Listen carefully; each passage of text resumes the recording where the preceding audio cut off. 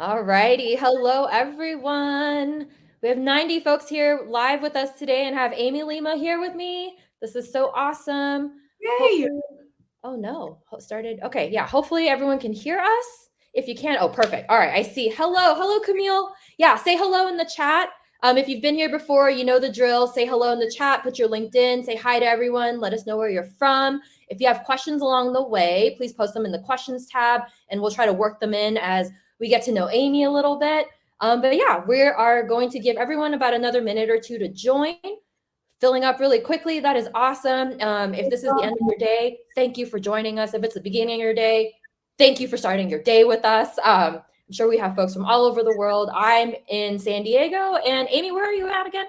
I'm in Jersey at the moment. So all right, yeah. So we're coast to coast right now. Right. Yeah. Even further, we have Malaysia in the house. Crazy. Oh man. Oh, from South Korea. Oh, that's amazing. So fun. Oh, thank you all so much.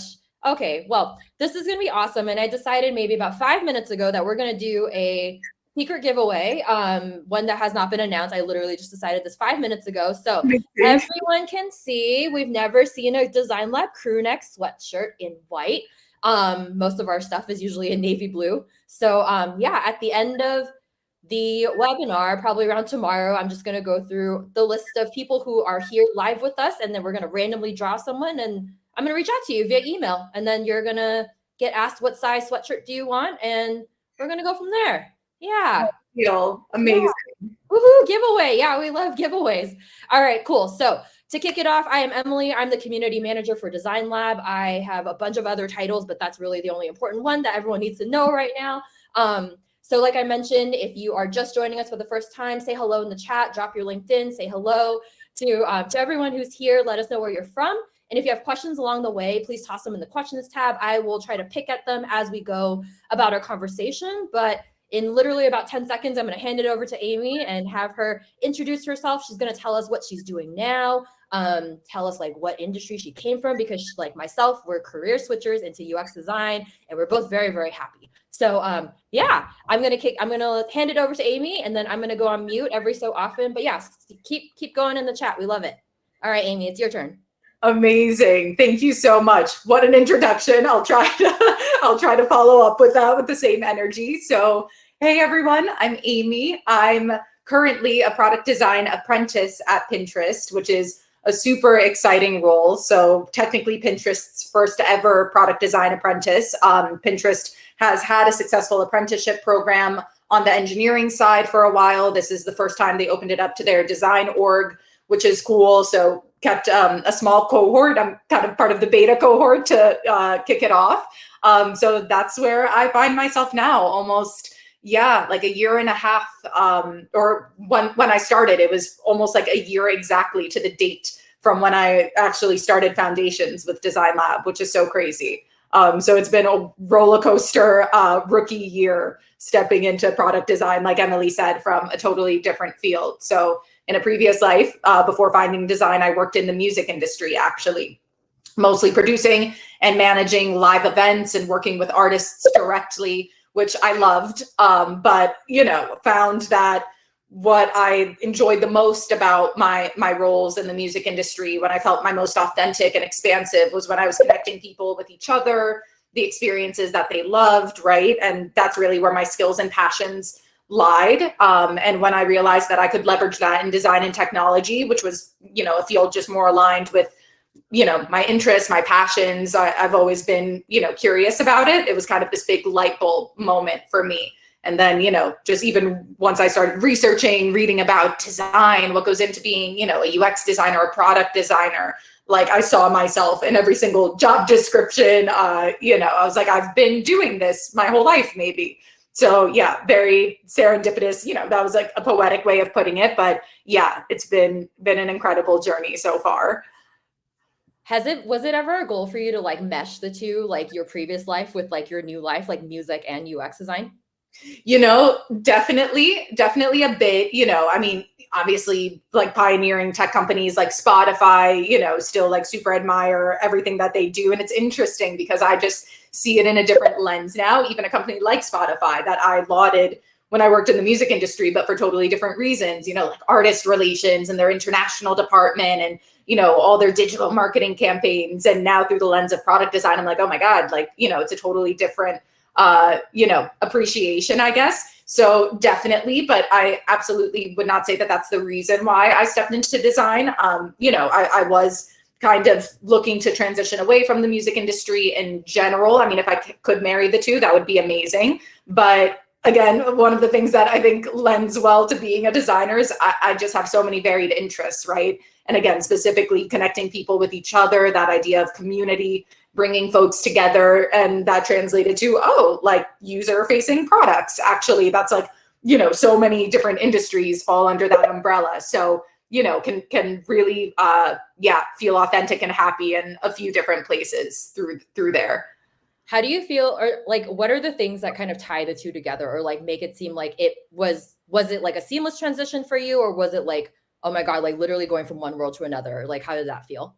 Yeah, honestly, for me, it was the most natural evolution of what I've always been doing. That's why even when I speak about me, transitioning to design, I speak of it less as like a pivot and more just like kind of stepping into what I was meant to be doing. Again, not to be all, poetic about it, but like truly. So, some parallels that stick out to me is, in the music industry and,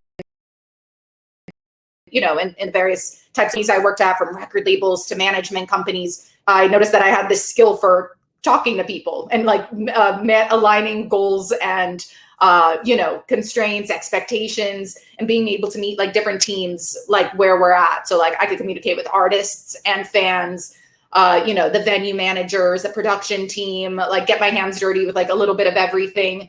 And then kind of have this holistic picture of what was going on. And people would, my managers in the music industry would leverage that. It's like, oh yeah, Amy's like really great. Like if we need someone to talk to fans at like the festivals, or quick critical thinking on her feet when we have to problem solve really quickly and something goes wrong. And I always loved that, the scrappiness of it. And, creative problem solving was really my thing. And that's how I kind of positioned myself in the music industry. It's like, this is what I'm good at and what I enjoy doing. So, to have that be, a skill that I can leverage in design, and it's, kind of like a secret, tool in my toolkit, it's like, that's amazing. So I feel very fortunate in that way. But of course, as far as like the day-to-day, things like design tools, like I had never picked up a design tool until I joined Designlab, right? So like in a lot of ways, it is a new world. I didn't go to, a traditional design school or university. I'm not an art student. So thinking in pixels and, like abstract shapes, like absolutely obsessed with it, but, still learning every single day, right? So yes and no, definitely learning curve, but some things I'm like, oh, I got this. I can do this. All right. So before we segue into why Designlab, something, as you were telling, us about like the parallels between both of your worlds, something that comes up a lot for career switchers, I definitely went through this, is how do you convince someone, or how did you convince someone that like you have the necessary skills, regardless of if you have the background to prove it, right? Because like oftentimes a lot of companies will hire just based off of what they see on a resume, but translating what they see on a resume to actual skills that apply to the job, like sometimes isn't a thing. So how did you like convince like Pinterest or even other places that you've interviewed, like that, hey, just because I don't have a design background, my skills still apply? That's a really good question. So I speak a little bit to, not a little bit, a lot to, my transferable skills. And when I say like, in a lot of ways, I've been designing my whole life, I really do mean it, right? I say that with my whole chest. It's like, there have been seeds of, design thinking throughout everything I've done. My life has been a series of creative problem solving, creative experiments, I like to call them. But beyond that, like a very central pillar to me as a person, me as a, design and tech professional, student of life, what have you, is that I have a very, a very growth oriented mindset, right? So, and that's been a kind of a guiding principle throughout my Designlab journey, throughout my, learning journey in general. And even now, so when I would have, interviews and conversations, I would speak to that. I was like, this is what I'm currently learning right now. Not all of them are design, right? I'm learning about fitness stuff. I'm learning new languages. But here are also all the design disciplines, more niche courses I'm taking. how I'm constantly leveling up and improving my skills. And I would literally say, it's like, the designer you see today is going to be 1% better tomorrow. And I stand by that. It's like, I'm not, sitting by idly. I'm not resting on my laurels. I'm like every single day hustling, learning something new, immersing myself in, some other learning material just to, get a little bit better every single day. And I mean, that's exponential, right? So I'm like, you want me, like, if you think I'm good or good enough, even if I'm just good enough today, like, you should see me tomorrow. You're going to want to have me on your team tomorrow. That's for damn sure. So the biggest takeaway here for everyone is that your passion for the field really speaks high volumes. Like when you are talking to others, when you're talking to professionals, even like hiring managers, like at least for me, I don't know if you've experienced this, like your passion, like my passion for just wanting to do a good job. And like you said, like wanting to continuously learn, that's actually what sold me on like certain recruiters and hiring managers versus like just proving to them on a piece of paper that like I can do something. Is that something that you found? Definitely. Just that innate curiosity, that hunger to learn more and, to want to dive deeper, right? Just like go deeper than surface level. It's not, and I'm sure like we'll talk about this. It's not just like deliverables and artifacts. It's like, I have like some design, like a design moral code, some principles and, like strong, loosely held opinions on like the industry and things. And just because I'm so, immersed in it because I love it, not just to, be a talking piece in interviews or anything like that. I really do like completely found myself in this field. And that definitely, that definitely resonates with people, hiring managers that I've spoken with, and they've mentioned that. Absolutely. I love that. I always kind of frame it as like, this is the career that I never knew I wanted and that I never knew like existed. So hopefully, it sounds like you feel the same way, hopefully others who are going through the journey that you feel the same way as well. But all right, we're going to dive back into, I guess, the juicy question of why Designlab and like, what were your biggest takeaways when you were in bootcamp? Oh, that's a great question. So why Designlab? A few reasons. I felt Designlab, cautious with my words. Yeah.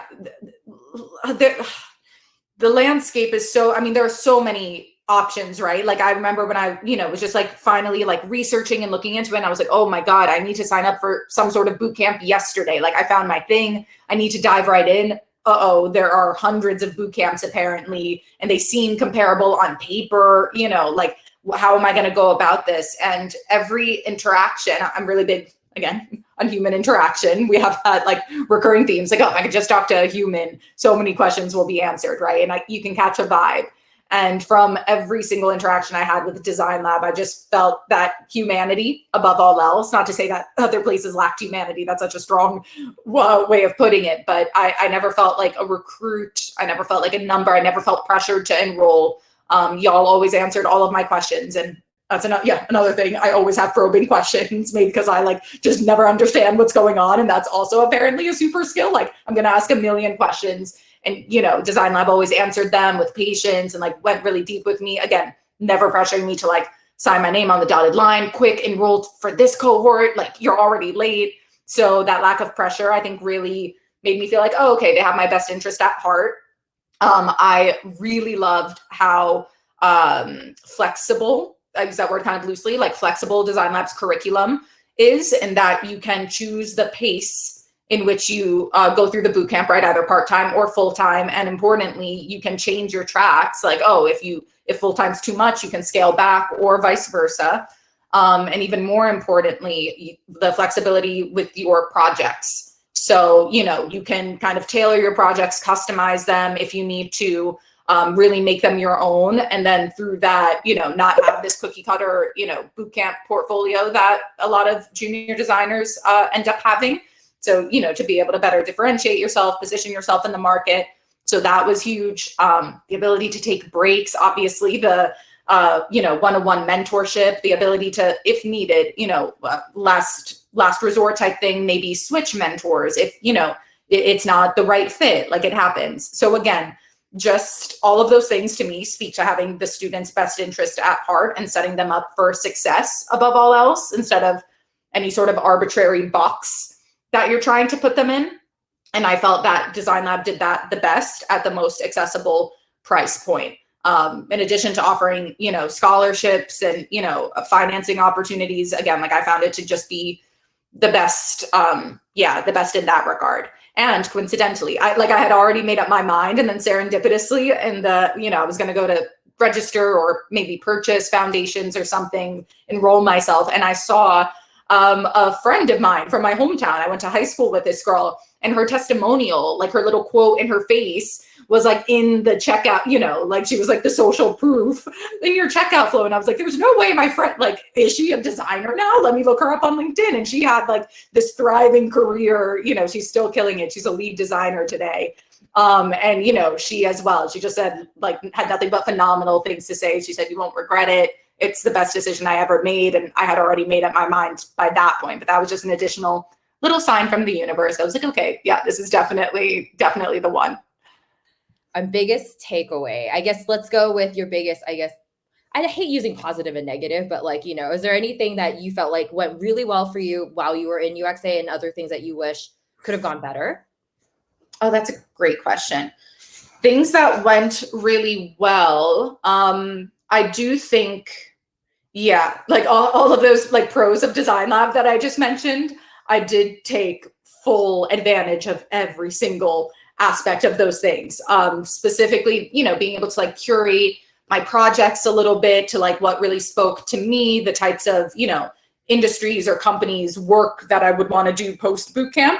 So I think what went really well for me and what translated to, interviews, like, me putting myself out there and seeing, kind of meaningful feedback, was me really challenging myself with my projects, and Designlab giving me the room to do that. Kind of curating the briefs to be, something that made sense, was maybe a little more greater in scope, so I could really, showcase like the breadth of what I was capable of doing.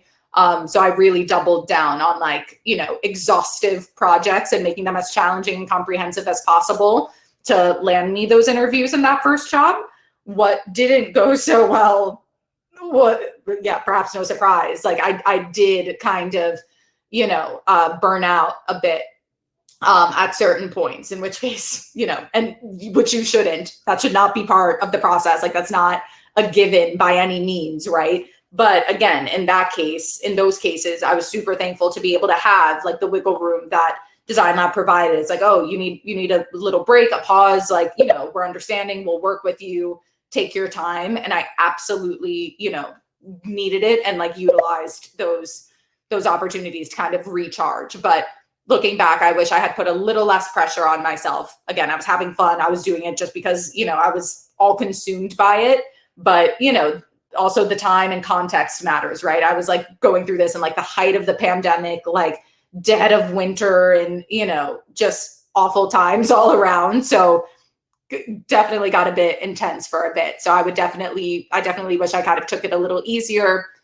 Although I really enjoyed my journey, I could have been a little easier on myself and enjoyed the ride a bit more, which now I always tell people, it's like, it should be more fun than anything else.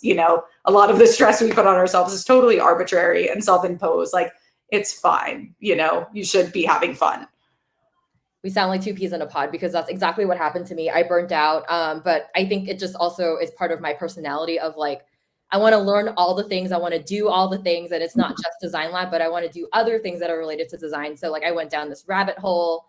And then at some point, right, I'm like, all right, I just got to like take a break. And that's with anything, right? Like that's not just with here. That's like with anything, especially when you're just so invested in it. Totally get it.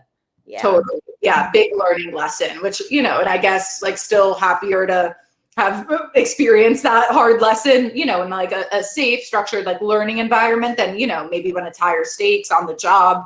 Like I already know like the bodily cues to like look after. It's like, oh, when I start like walking into furniture and short circuiting, it's like, okay, I'm doing too much. Bad. Yeah, I got a little crazy for a second there. So like know what to look out for to not get to that point, because it's not cute. Oh my goodness. Okay, I'm going to do one more, and then there's actually a few in here that segue us nicely into your current role. But the last one related to, I guess, being a part of the program. What's your advice for, folks who are maybe just starting Designlab or thinking about just joining a bootcamp in general with mentorship? What's your advice to make the most of mentorship and like that, building that relationship? That's a great question. I might have an interesting answer. Ooh, we like that. Yeah, potentially spicy. I don't think so. I think it's totally fine. My mentor, like I had a phenomenal mentorship experience through Designlab. I credit my mentor with like literally all of my wins. Like she truly taught me almost everything I know. So I owe a lot to her, and like I'm very grateful, but also know that it's like, oh, kind of lucky that I got paired with someone that like we totally vibed, we meshed, you know, like the learning styles worked, what have you. But even so, I found that it was very valuable to me to seek additional mentorship wherever, you know, I could or wherever it made sense. And although I had, again, a phenomenal relationship with my mentor and like didn't feel anything was lacking, I just gained a whole, you know, additional breadth of perspective and advice and, you know, lived experiences from talking to other folks. So when I think of mentorship, it's like, you know, now I have, you know, a handful of folks that I regularly connect with, even today, and even in adjacent industries. The mentor I connected with today isn't even a designer herself. She's a design program manager at an agency, you know, and like we connect every like 2 weeks. So just seeking out those opportunities to like see what, you never know who you can learn from, and, you know, who you're going to connect with and who's going to be able to like, you know, open you up to new possibilities and a new way of seeing things. All that's to say is, you know, however great your mentorship experience is going, I would recommend leaning into it a bit more. You have resources like ADP List where you can, you know, find great mentors and like, you know, very specific industries, fields, companies. You know, I remember throughout Designlab, somewhere midway through UX Academy, I started freelancing. So I was looking for, you know, my Designlab mentor wasn't a freelancer, right? She worked full-time at an agency. It was like, oh, how do I talk to like an experienced freelancer? And I was able to do that through ADP List. Coincidentally, the mentor I connected with there is now a Designlab mentor. Yeah, great. So again, like serendipitous, amazing. Like you never know what's going to happen. Organic networks. And funny enough, like one of the UX research apprentices at Pinterest also knows this mentor serendipitously. Again, so suddenly, is that networking? I don't know. It felt effortless and was just like a natural thing I did. And suddenly it's this, you know, little, network that I established seamlessly. So yeah, I would just say, seek it out as much as you can, as much as makes sense to you and feels comfortable and genuine. We're literally all over the place. Like once you become a designer, you're like all over the place. Yeah, exactly. Again, like the field, I am made for this job in this field. Like it's perfect. I know, right? Oh my gosh. Okay. So the burning question that everyone has about your job now, what's a day like working at Pinterest? What's a day like? Oh, it is, man, I'm not going to lie. It's fun. It's a dream. It's a dream job, even more so than I anticipated. Super cash, actually, like more often than not. I credit a lot of that to having an incredible manager. That's another huge lesson or piece of advice that I have that I heard from a casual mentor turned friend. When you go to look for a job, choose your manager. You know, I mean, he was pretty bold with that advice, like choose your manager and your team, not your job. I was like, that's, you know, first time I heard something like that. And I felt that even interviewing at Pinterest. Anyways, yeah. So my manager really makes my life easy and my day-to-day really fun. So it usually starts with a daily stand-up. We usually have that every day, 15 minutes where, you know, go through the previous day's work, what I'm stuck on. Maybe he looks through some of my designs, what I'm working on. He's like, oh, okay, like nudges me in the right direction, kind of sets me up for the rest of the day. Maybe we'll have a working session at some point that day or that week. But otherwise, yeah, it's just kind of to get a lay of the land. And then depending on the day, we'll have design critiques. So that's across like we'll have design crit. So yeah, felt immediately comfortable in that environment thanks to Designlab, right? Where you go over, you know, each other's work and, you know, obviously ask for feedback. Pinterest is very collaborative, which is amazing. So like, you know, design crits, like sometimes we even start co-designing together and drawing up little examples of what we mean, like very, very capital D designers, visual learners, right? So that's always fun. through the apprenticeship program.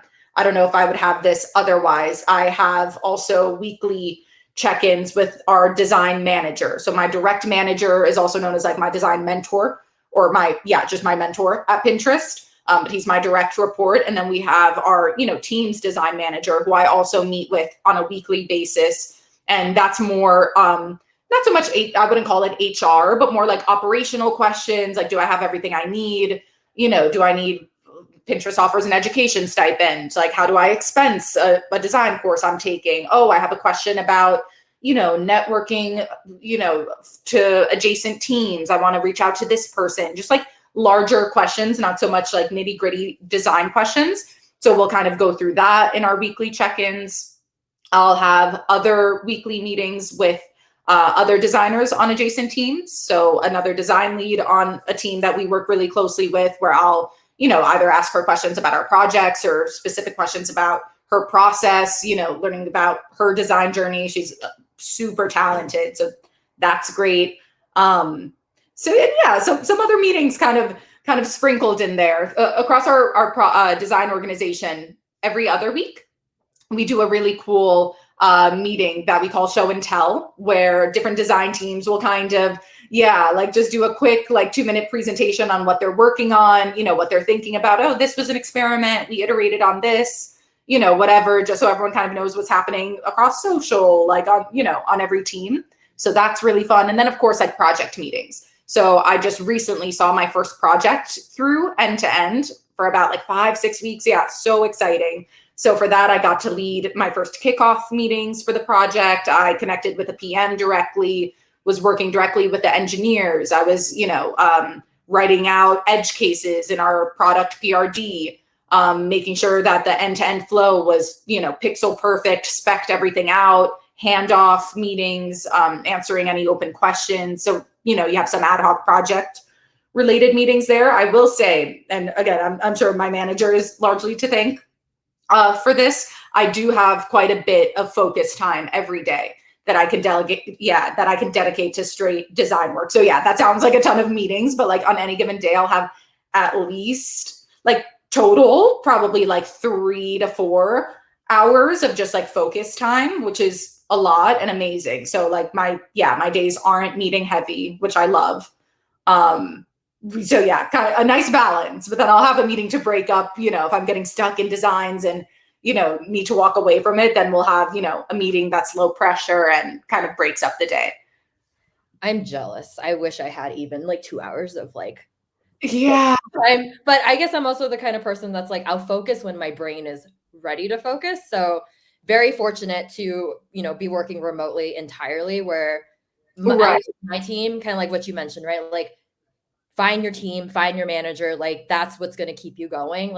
Fortunately for my team, they just care about, as long as the work gets done, we don't really care what you do. So I'm the person who just does meetings during the day, who do a bunch of other things that are not work related. And then I work at night. I work at night in quiet and silence. So whatever works for you. And and again, I also feel very fortunate that I'm not micromanaged at all. That's not something I see happening at Pinterest. I don't think that's unique to my situation or my team. So similarly, if I need, and Pinterest really does encourage that. If you need to go to Target in the middle of the day, just do it. It's fine. People block off time in their calendars to walk their dog, or maybe you have a headache that day and need to sign off early. It's cool, we'll see you the next day. Or if I were to have a nocturnal schedule and it's listen, I just can't, you'll have this in the morning, or whenever we need it, but I'll work on it my own time. That's super encouraged. And again, I don't take that for granted because I think it's a huge asset to have. Yeah, totally. All right. So I'm sure you figured I was going to go back and ask about this, because it's the one thing that causes the most anxiety for almost every single student, and it's group crits. So for anyone who's just starting, or you're thinking about Designlab or any other bootcamp, we have something called group critiques, and it's really just a way for you to meet with a group of students and a facilitator on a weekly basis to actually practice presenting your work. But then the other part of that is not just about presenting; it's learning how to give feedback on other people's work, but also learning how to receive feedback with grace, because that I feel is one of the biggest challenges next to just presenting in front of a bunch of strangers that you don't know. But I'm sure, you know, at least with me and for folks that, you know, other alumni who've been on here, a lot of them attribute to their ability to be able to do that at work because of group crits. Like it was just like, if you didn't rip off the Band-Aid, like sooner rather than later, like you're kind of like stuck later on. Is that how you felt? Definitely. I mean, again, like I don't feel any sort of like weird pressure or intimidation from anyone at Pinterest, certainly not from my team, but I can imagine it would have been a little jarring. I mean, I joined like a crit second week of the job, right? And if I had never been in that environment before, I'm sure it would have been a lot more nerve wracking. I mean, I was kind of nervous just because didn't really know folks. I'm like the new kid in town, right? But you know, I know how it works. And, you know, I was already participating that very first session. And that's something that my manager, our design manager, she gave immediate feedback. She's like, I love that you were already participating. That's amazing. So like already got some gold stars for that, where I was like, oh, like that's just what you do. I know how to do that.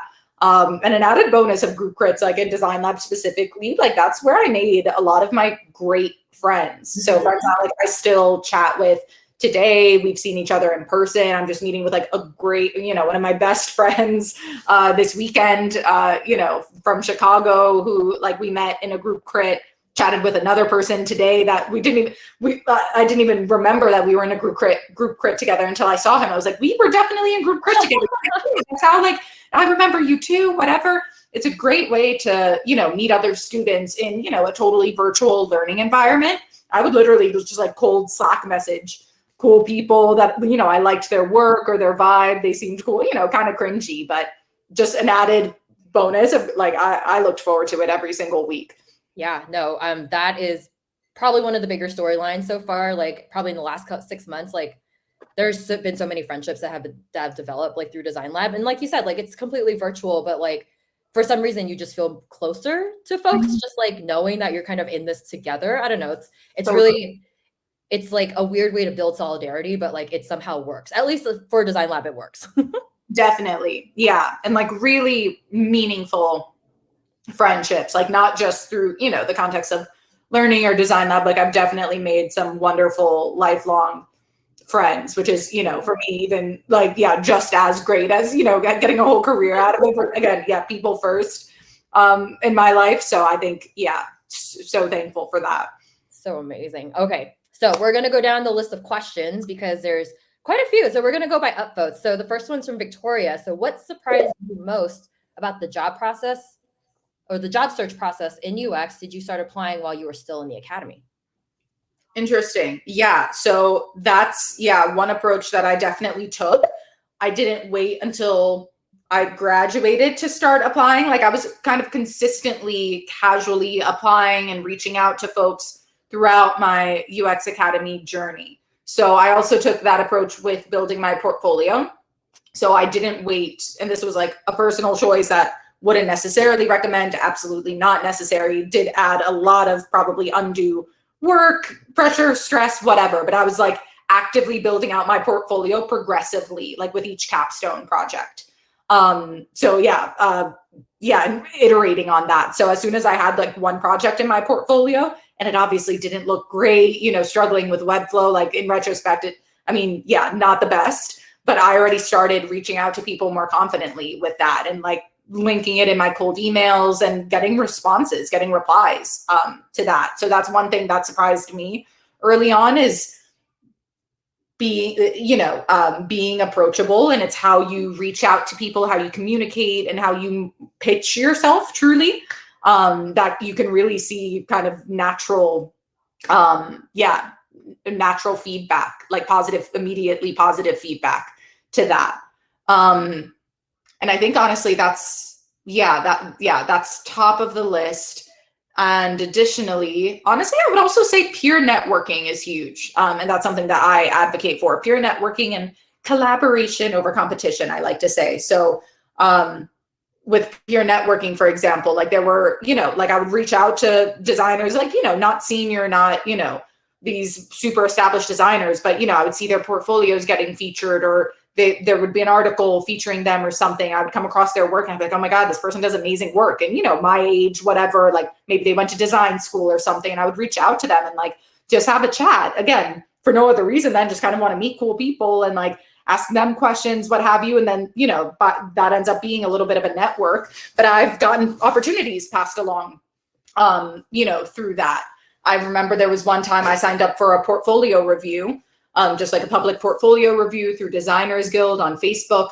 I didn't even make it to the portfolio review. I ended up being sick that weekend, but one of the designers went through, I submitted my portfolio, my my website in like the sign up form, and he reached out to me with an opportunity, like passing along a freelance opportunity at this amazing company, because he saw one of my Designlab projects, like, oh, you did an ed tech project, like, this company's reaching out to me. I don't have capacity. See, you're a freelancer. Are you interested? And that turned into a speaking opportunity at a conference. I didn't even get that freelance job, but I got my first like conference, like insane. And I mean, and that's someone I still talk to. We just caught up yesterday. He's at Amazon today.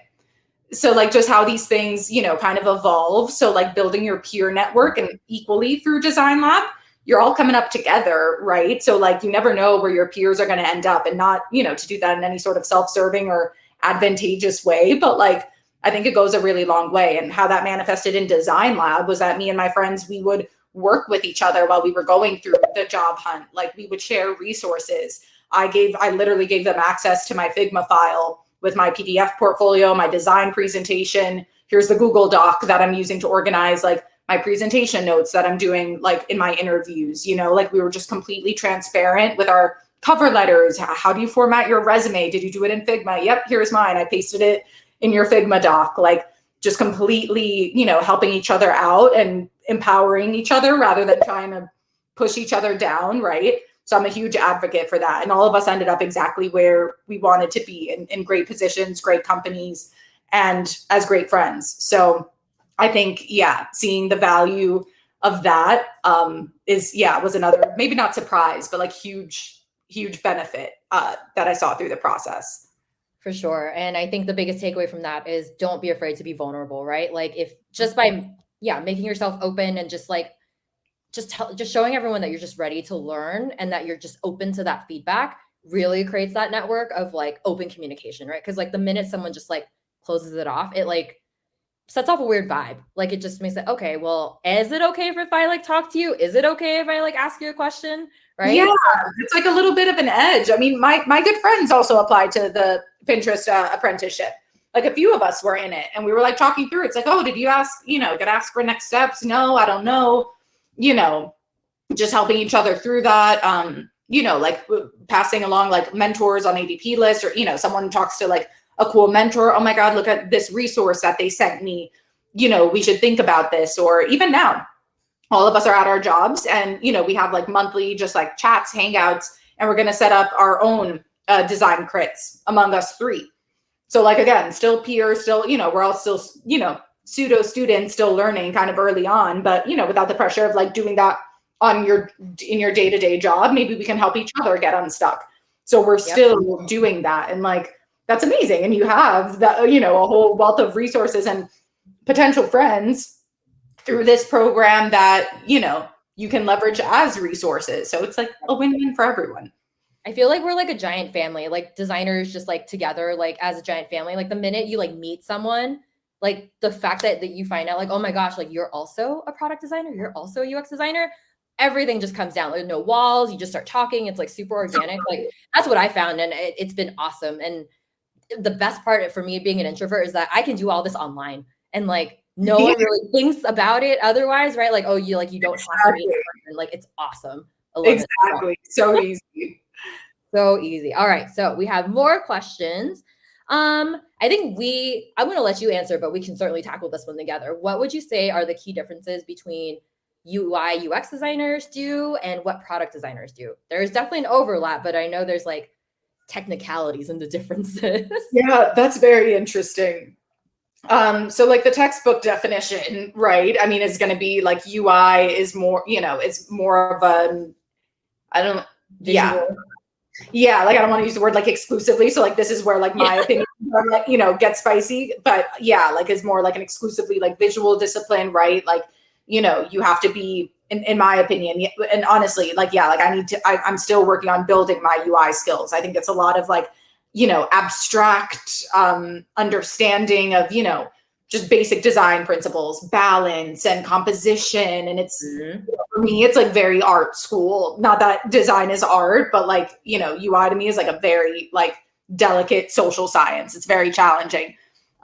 Whereas, and this is again, like textbook definition, like UX is more, you know, the problem solving and the flows and like the actual functionality behind the surface that allows that, the visual treatment that facilitates actual, you know, human computer interaction.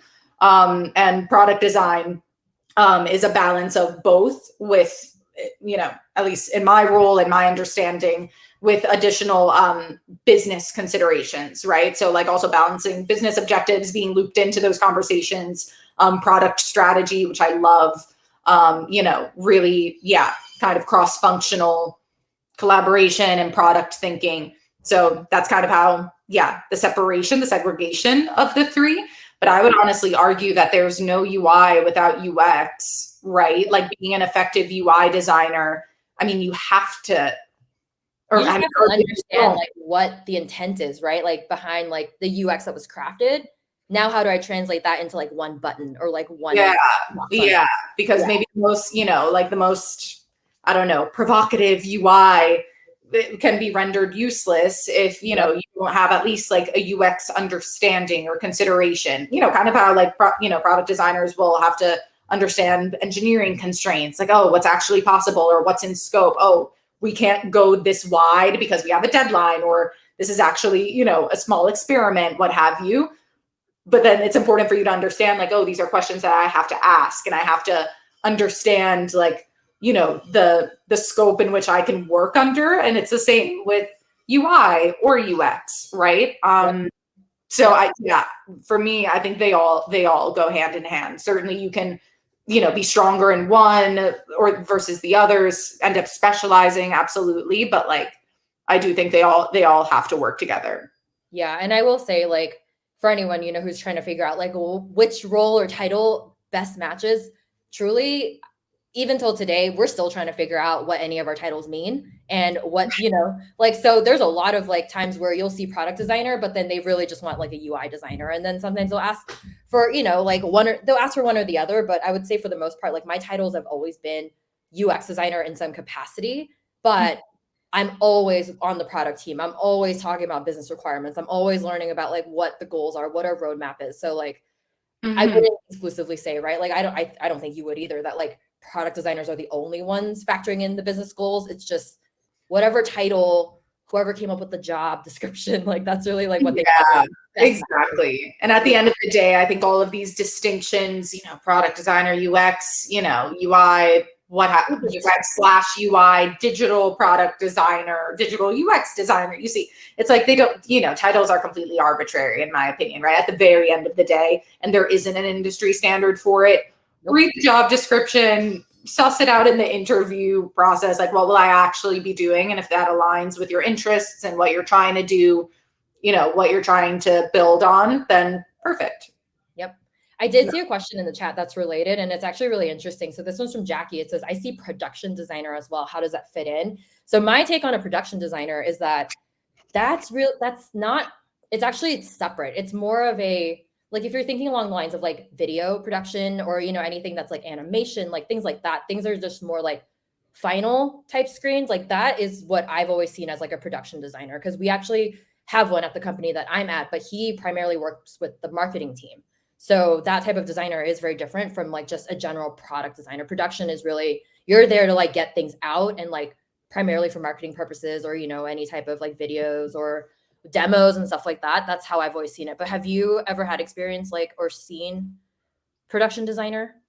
I have not. I also, yeah, like my working assumption, just because I haven't worked, you know, met anyone in that space or worked with them directly, is that yeah, like they handled mixed media. You know, and I think production, I think like video assets, you know, ad campaigns, marketing spots, um, product demos, I don't know. And that's someone who handles that. But admittedly, you know, and I could be totally off base. Like Me I'll too. admit I'm super well versed in what exactly a production designer does. See, there are so many subfields, right? Yep. So, you Yep. know, which is Yep. exciting. Like there's so many different yeah, I think there's a place for everyone, whatever you're interested in. It's a really wide and diverse field. Yep, totally. Oh man, okay. This one's a good one because we just talked about networking. This is from Nancy. I'm not going in order, everyone. I'm so sorry because I just like reading questions. Have any tips on networking and not having it be awkward? Networking and not having it be awkward. Honestly, yeah. I would embrace the awkward. I embrace the awkward. And if anything, I feel like that breaks the ice for my conversation. Yeah, it's hard because for me, and I hope this isn't like, whatever, like a annoying answer, but I would almost say that, not to say that like it shouldn't be awkward, but I feel like if you're approaching it from like a really authentic place, and not to say that like the actual networking is secondary, but it's like there should be, no, I think that's like my strongly held opinion. Oh, yeah, I'll stand by that. That I think that like networking just for the sake of networking shouldn't be your sole purpose in reaching out to someone or, networking, period. I think that there should be something else facilitating that conversation and inspiring you to reach out and to want to connect with that person. Is it their background? Is it what they studied in school? Is it, their exact role at that company? Is it their trajectory? A specific project that they worked on. Maybe it's their portfolio. Like all these things are things that like stand out to me about like different designers. Like, oh, I would love to chat with that person and like ask them these specific questions, like, about their background and their, all of these things. So it's, I think when you approach it from, an authentic place, and find that connection, that thread that weaves you two together, that already absolves some of the awkwardness, at least on your end. And if the person is a little awkward, then that's on them, right? Because I'm just excited to chat with you, or like send this email and you'll never respond. It's cool, but like I have a genuine interest in reaching out and connecting.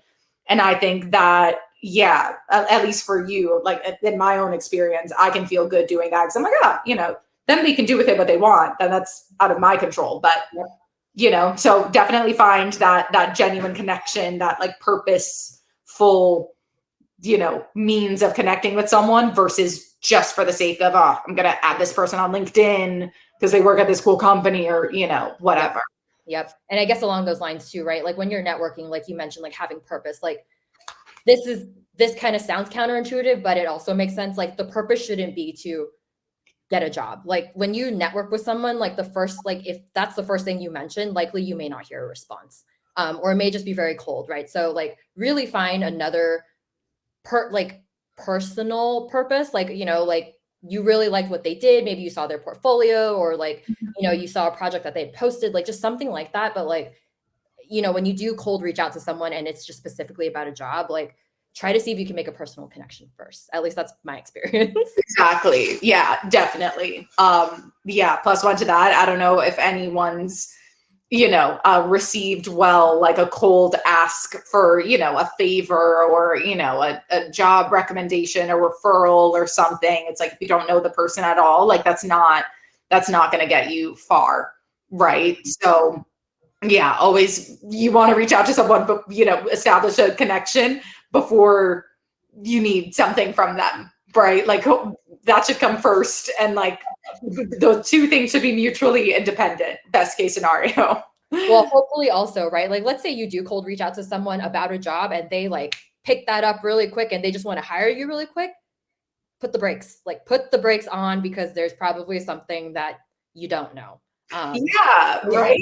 On the flip side, yeah, like also same thing. Like if they're responding in the same way, then I would do your research.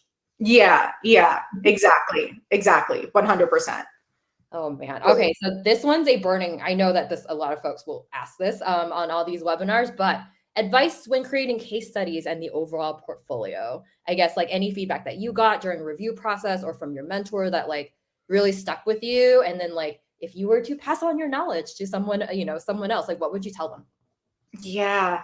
Oh, that's a really good question. It's interesting because, yeah, and I don't know if this, this is just like my take on it. I don't know if this is like, this isn't like law or anything, but I found that there's not going to be a perfect portfolio for everyone. It's not going to be, you know, one universal case study format or approach that every hiring manager is going to find effective. You know, I inadvertently ended up almost like A/B testing my portfolio. Yeah, went mad somewhere around, like 3/4 of the way through UXA.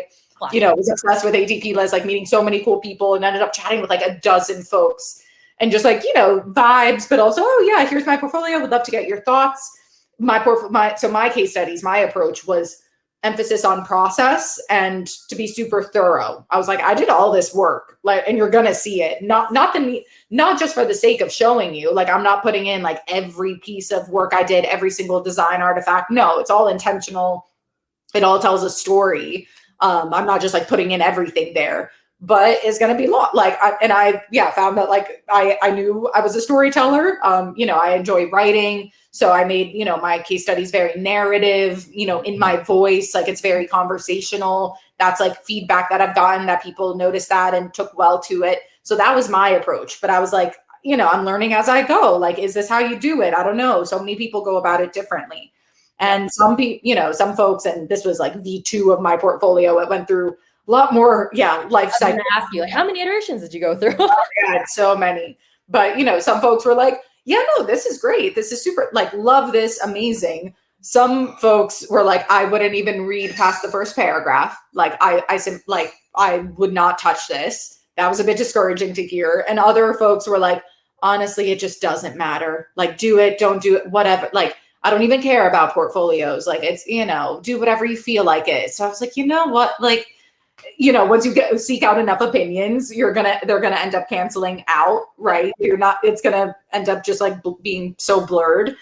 So for me, I think that there are best practices you can follow, and there's like a wealth of resources out there. I still stand by showing your thought process above all else. At the end of the day, that's what people are hiring you for as any sort of designer, is your creative, visual problem solving and thinking skills. So like, speak to that. And, you know, to my first point, if you make your kind of tailor your briefs and make them about projects you're passionate about, maybe, you know, push the bar a little bit, make them a little challenging, then you can really like showcase your skills there. An approach that I took was also, you know, just for me personally, what I wanted to do and what I thought would be effective. A bet I made was to make it visually beautiful. Like I just wanted a portfolio that was beautiful. That was like a nice, pleasing, you know, experience. I wanted it to be an experience, like a true end-to-end experience of people reading through it. I wanted, you know, a seamless like transition and scroll effects, you know, extra stuff. Like that was just like a personal goal of mine. But yeah, if there are any tips I would recommend, it would be to show your process. Don't put every single design artifact you did, you know, don't make it a step-by-step. Then I empathized, and then I did, you know, research, and that's, you know, then I did this and that, because no design process is actually that linear. For me, I studied, and I use that word intentionally. I studied a bunch of portfolios, as many as I could come across, like senior designers, people I admired, you know, not just portfolios that would be featured, but, you know, just gorgeous portfolios that I found in the wild that resonated with me. It's like, oh, this is a visual style that I am drawn to. Like, I love this person's storytelling process, and it's long, you know, and that's what, like, I love that. But also, you know, just everywhere across the spectrum. And I studied it. I was like, what makes this effective? Oh, I see that this person has, you know, scannable headers. This person is using, you know, highlighted text. This person is using like full width viewport imagery. Like, I love that. That's so beautiful. And just like, you know, training your design eye to what's effective and why. And I was doing that since foundations. Like, I would just like, you know, just go on a journey, bookmark all these, you know, portfolios and sites that I loved and inspired me, and kind of keeping a mental inventory of that, so that once I started building my portfolio, like, I had cemented a lot of these best practices, you know, and reading articles of like, you know, just things you want to hit on, be cognizant of, but balancing that with not putting too much pressure on yourself, because at the end of the day, someone's going to hate it. Yeah. Or like, I just not love it. Yeah, I get, you know, my portfolio isn't for everyone. Not everyone's going to read my case studies. That's fine. The folks who do, like, it's for them, and that's cool. Yeah, so totally. Some other tips, you know, for those who are crafting your portfolio, think about the job you want as well. You know, like create your case studies and your portfolio based on the job you want. So for me, I'm the complete opposite of Amy. Like I don't think I'm at all great at visual design, and I can do it in my brain, but to translate it onto an artboard or a frame in Figma, it just doesn't happen. So hard. It's so hard. Like I can't, like I'm visual in my head and that's all, that's pretty much it. So instead, you know, I go the other way where I really want people to know like, hey, these are the parts of the process I'm really good at, but here's also my final deliverable. So I don't necessarily focus on visuals, but I focus on my process, like my storytelling about the process, because that's, you know, what I want to sell myself on. And also other things to think about is, you know, think about the person who may be looking at your portfolio. If it's an actual hiring manager, chances are they're going to appreciate some part of your portfolio because they'll know what's in there. But if it's just a recruiter who actually isn't a part of the company, who's just literally there to recruit for the role, they are not going to read through anything. So that is where, like, even if you're not visually inclined in terms of design, you are still going to have enough visuals on there to show people that you can do the job. So there needs to be a good balance. Definitely. And yeah, and that's a bit of a contentious, opinion as well. Cause like, you know, at the end of the day, they can be separate disciplines. Like we talked about, like UX and UI, you know, you're naturally going to be more inclined to one or the other, like, you know, be stronger. But at the end of the day, you know, to your point of, you know, visuals kind of, you know, just being so like capturing people's attention and perception, people do perceive beautiful things to be more valuable, to be more credible, right? I mean, that's just like basic, you know, behavioral psychology stuff, right? And like I knew that as well, and I leveraged that. So even the, you know, not a secret, like the deliverables in my portfolio or my case studies, it's like I, you know, made sure those looked a certain way to capture that attention and communicate. It's like, oh yeah, this is what I'm capable of. And I received feedback that was communicated effectively. So the design manager, the design leader that I had a screener interview with, my first interview at Pinterest with, said that that's largely at least one of the reasons why I was the only person he actually passed through to the next round was my portfolio, that it looked like a senior level portfolio, just in my thinking process, how it was presented. And like that was a bet I made early. You know, I wanted to do it for myself, like a personal project. I was excited to have my personal website that I could design, but also like that was an assumption. I had a hypothesis that I was like, I think that'll pay off if I like double down on that. So that was like just a personal goal of mine. My portfolio was its own design project. I don't think it needs to be for everyone, but you know, something, yeah, I think insight worth sharing. For sure. For sure. All right. So we're coming up on time. So any parting words or advice you'd like to share with everyone who's here? Oh, definitely. Yeah, definitely. Yeah. What I said about, you know, at the end of the day, enjoying the ride. Like this is, you know, it's the most exciting time being a student, having that grace to be a beginner, to make mistakes, to figure it out, you know, kind of see where you fit in like the greater industry, what you want for yourself. And embrace that, take advantage of that. It's such an exciting time. Make friends, don't put a ton of pressure on yourself, explore, like this is the fun part. And then hand in hand with that, I would, just emphasize continuous learning. So in addition to Designlab, like beyond Designlab, once you graduate, take other courses, like short courses, webinar. I mean, it can be free YouTube videos. You know, you don't even have to invest money in these sorts of things. Read product books. I have a whole bookshelf here. Like I would read a book a week if I didn't have any courses to dive into. So just focus on doubling down on skill and getting even 1% better every day. And you'll always be in demand. Like if you have the skills, like if you got it, you got it. You don't have to, worry about all this network hacking and trying to get yourself out there. Like if you're good, people will hire you. So focus on building those skills, focus on getting good and just practicing, and and it'll all work out. It will, mainly because I'm a firm believer that UX belongs in every industry that's out there. So and it's slowly getting there. So do not at all be discouraged by like lack of jobs or whatever it is. It's getting there. Like I'm waiting for it to hit education and healthcare, and then it's going to be. Oh, for sure. And like low key, like and that's another thing very interested in like the startup space. Like I'm always seeing job boards, I'm very active like on Twitter, all those things. the job market is hot, you guys, and it's going to be for a minute. Like there's no shortage of opportunities for designers. There is a shortage of talent, qualified, that's the word, qualified junior designers. It's not that the market is oversaturated with junior designers. It's kind of oversaturated with just okay junior designers. So again, like above all else, you know, there's no magic trick or secret sauce. It's like, just build those skills however you can. If that's through the Designlab, taking on extra projects, freelancing, focusing on making your Designlab projects like the greatest they can possibly be, just putting in that extra effort and edge, and you'll get there and you won't have to worry. Like you will not have to worry. It will fall. Certainly just make sure you are in all of those things that you do, you know, like make sure that people know you. Yeah.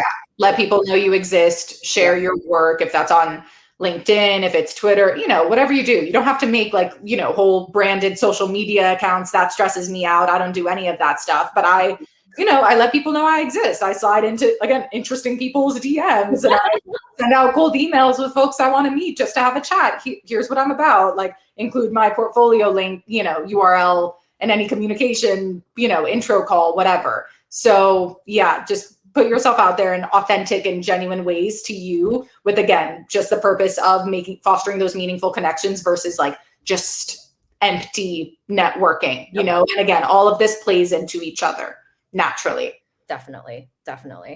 All righty. We are on time. Thank you, Amy. Amazing. So much. I'm so sorry I made you talk so much. No, this was so fun. I loved this. Yeah, I'm sorry we couldn't answer everyone's questions. Oh my God, yeah, there were so many. But yeah, if you send them to me, yeah, in Slack, or maybe we'll do this again. Would love to help out as many people as we can. Yeah, if you're part of Designlab, Amy, it does live on Slack. But then if not, I believe we may have shared her Twitter handle. I don't know if you want to drop your Twitter handle. Twitter, you can find me on LinkedIn. Yeah, just reach out and well, happy to answer any questions y'all have. Yep. All right. And like I mentioned earlier, if you were here at the beginning, for everyone who is here live, you are entered into a drawing for my cool sweatshirt because this sweatshirt does not exist yet.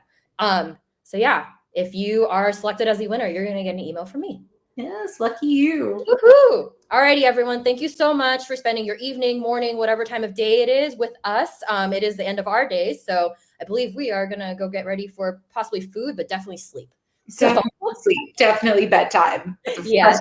Of 8 p.m. Amazing. Yeah. Love that for us. Thanks so much, everyone. Yeah, thank you, everyone. Thanks, Amy. I'll chat with you soon. Yes. Bye. All right. Bye, everyone.